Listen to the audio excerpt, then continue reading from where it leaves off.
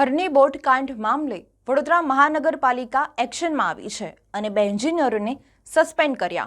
વડોદરા શહેરમાં હરની બોટ કાંડ મામલે વડોદરા મહાનગરપાલિકા મોડે એક્શનમાં આવી છે અને હરની લેક ઝોનની પ્રથમ માસિક પુણ્યતિથિના સમયે જ કાર્યવાહી કરવામાં આવી હતી, જેમાં પાલિકા મોડે એક્શનમાં આવતા 2 એન્જિનિયરોને સસ્પેન્ડ કરવામાં આવ્યા છે। વડોદરા મહાનગરપાલિકા દ્વારા કાર્યવાહી થઈ છે, જેને લઈને સાથી એન્જિનિયરોમાં નારાજગી જોવા મળી છે અને આજે સાથી એન્જિનિયરો માસ સીએલ પર ઉતરી ગયા છે।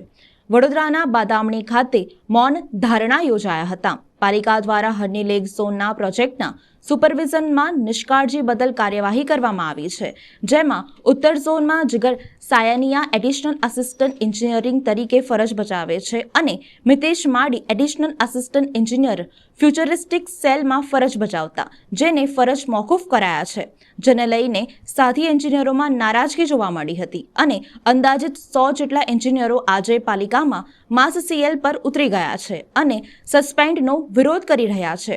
બોટકાંડના સમગ્ર મામલે પોલીસ દ્વારા અત્યાર સુધી 20 લોકો સામે પ્રથમ એફઆઈઆર નોંધી હતી, એ તમામ ઝડપાયા છે। ત્યારે આજે વડોદરા મહાનગરપાલિકાના આ બંને મહાશયો સામે પોલીસ ફરિયાદ નોંધાવવામાં આવશે કે કેમ એ સવાલ છે। અત્રે ઉલ્લેખનીય છે કે મિતેશ માડી કોન્ટ્રાક્ટર કર્મચારી છે, જ્યારે જીગર સાયનિયા 12 વર્ષ પૂર્વે પાલિકામાં કાયમી કર્મચારી તરીકે જોડાયો હતો। પાલિકા દ્વારા અગાઉ આ બંનેને મળીને 6 અધિકારીઓ અને કર્મચારીઓની શોકેસ નોટિસ અપાઈ હતી।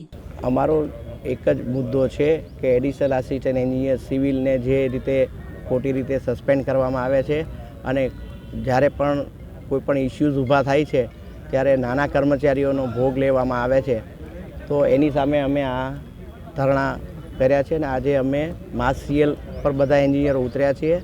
વોર્ડ અને પ્રોજેક્ટ ડિપાર્ટમેન્ટના તમામ એન્જિનિયરો 150-150-150ની સંખ્યામાં અમે હાજર છીએ અને માનનીય કમિશનર સાહેબને અમે આ બાબતે આવેદનપત્ર આપીને રજૂઆત કરવાના છીએ કે એડિશનલ આસિસ્ટન્ટ એન્જિનિયર સિવિલના જે પણ પડતર માંગણીઓ છે એ માંગણી સંદર્ભે તેઓ સકારાત્મક ઝડપથી નિર્ણયો કરે અને અમારી માંગણીઓ સંતોષાય। બીજું, સસ્પેન્ડેડ થયેલા જે અમારા એન્જિનિયર મિત્રો છે એમને ફરી નોકરી પર લેવામાં આવે અને અમારા EE સિવિલ છે એનું એક ડ્યુટી લિસ્ટ બનાવવામાં આવે કે અમારો સ્કોપ ઓફ વર્ક શું, અમારે કેટલું કામ કરવાનું, એ ડ્યુટી લિસ્ટ અમને આપે એવી અમારી માંગણીઓ છે।